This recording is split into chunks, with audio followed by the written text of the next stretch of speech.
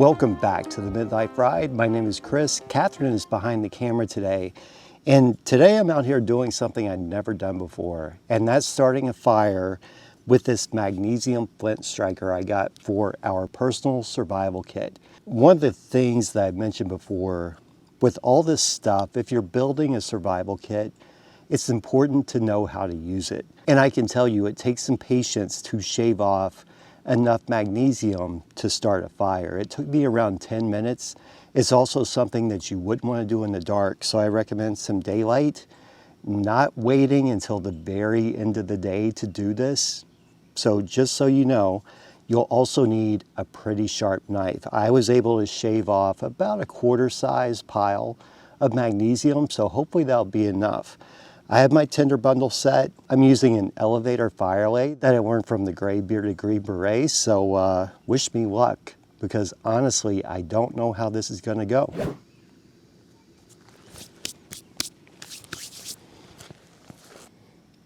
All right, let's see what happens here.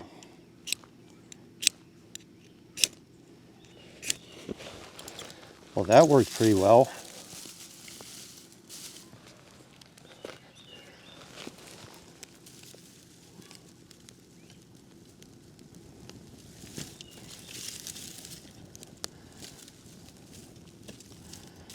Yeah, I would say that's a winner in my book. Let's scoot this back a little bit.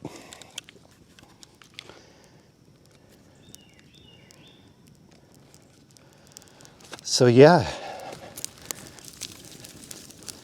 now my fire's not going great yet. I'm just gonna lift up.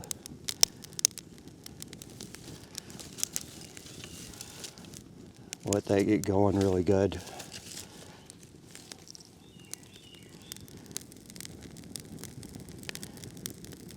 And this elevator fire lay, I mean, that's a great way to get a fire going, in my opinion.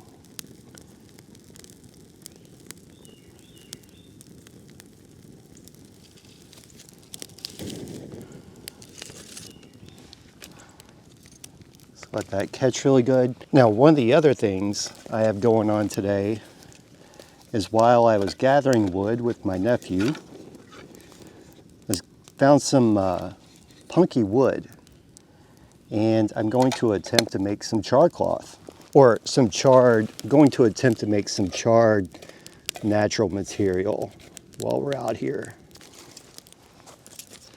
And we'll let that stay in the fire for about, I don't know, 15 minutes or so. I think you can see it. I have my tin in there, right in the middle of the fire, that has the punk wood in it.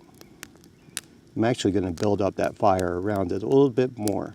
All right, so while that punk wood is charring up, hopefully, I did just want to say that that magnesium flint striker worked really well. In fact, I was a little shocked like how quickly it caught flame. Of course, I had that paper towel underneath it that I used to collect all the shavings, but that went up really fast. And like I said, I've never done this before. So, you know, if you haven't either, just be very careful. But I have to say, it's pretty cool to have just made fire. I highly recommend this magnesium flint striker. I will put a link to it in the description below if you want to check it out or something like it for yourself. Other than that, I mean, it's just another step in the survival skills journey. So I have to say, it is pretty cool.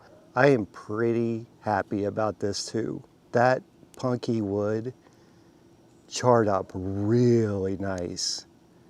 Really, really nice. I can't tell you how thrilled I am right now. You know, one of the things about a survival kit is having redundancies. Now, one thing I will say about this magnesium flint striker is the striker, I'm not sold yet on the sturdiness of it, but in my kit, I have other ways to create a spark off of this rod. So now what I'm going to try to get a spark on is this little piece of charred punk wood that I charred earlier today, and we'll see what happens. Here's a little spark. there it goes. Do you see that? And I'm just blowing very lightly on it. So if I had that in the middle of a tinder bundle, that's all I would need to get a fire going. I am super impressed with how quickly that charred natural material took a spark. That was super easy. That might end up, it's still burning. That might end up being my go-to for fire starting.